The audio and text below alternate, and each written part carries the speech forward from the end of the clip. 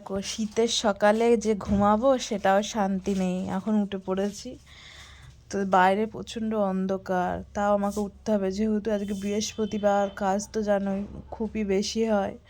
এই কারণে ভোরবেলা উঠি ভোরবেলা, কিন্তু এত তাড়াতাড়ি উঠি না। কিন্তু আজকে অনেক তাড়াতাড়ি উঠে পড়েছি, ঘুম আসে না। সকালের কাজ করে করে মানে ঘুম আসে না, বারবার মোবাইলে শুয়ে দেখি, কখন দেখি 4টে বাজে, 4:30 বাজে। তারপরে ভাবলাম উঠেই পড়ি, তো উঠে দেখছি হচ্ছে তোমার 5:30 বাজে। তো বাইরে এখনো পরিষ্কার হয়নি, এবার কেউ ওঠে না, তো একাই ধরো আমি উঠি।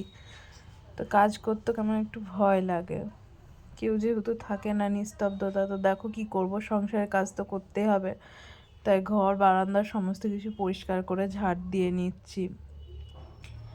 তারপরে যে বৃহস্পতিবারের জন্য নিকাচি মাটি দিয়ে আর গোবর দিয়ে বারান্দাটাও নিকিয়ে নিচ্ছি।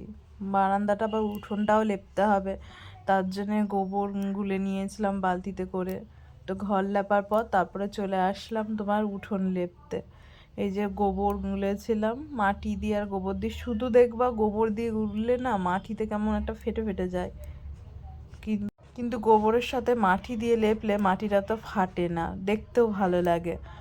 তো দেখো আমি এখন হচ্ছে তোমার ভালো করে কাজটা করছি, মানে যে কোনো কাজই হোক মন থেকে তো বলি ভালো করে করলে হয়। এবার নিজের বাড়ি যেরকম যেটুকু সেটাকে সুন্দর করে রাখার চেষ্টা করি। তো লেপে নেওয়ার পরে চলে এসেছিলাম বাসন মাজতে, যেহেতু আমার রান্নাও করতে হবে সকালে। তো এই যে আমি এখন বাসন মাজছি।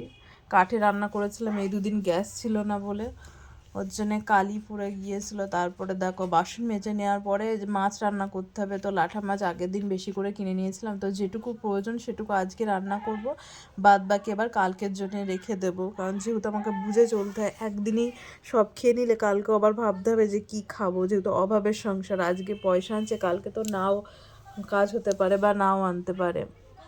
তো এই যে সমস্ত কাজ করে নিয়েছি, ঘর মুছে নিয়েছি, এই যে বাসনগুলো দেখতে পাচ্ছ সব মেজে নিয়েছি, নিকিয়ে নিয়েছি, আর তার সাথে সাথে বাসি জামা কাপড় ছেড়ে আবার ভাতও চাপিয়ে দিয়েছি। তো এই দেখো বারান্দা যেহেতু এখনো শুকায়নি, এবার শুকানোর অপেক্ষা করলেও হবে না, আমার কাজ যেহেতু তাড়াতাড়ি করতে হয় আমাকে, ওর জন্য বারান্দাটাও সুন্দর করে লেপে নিয়েছি।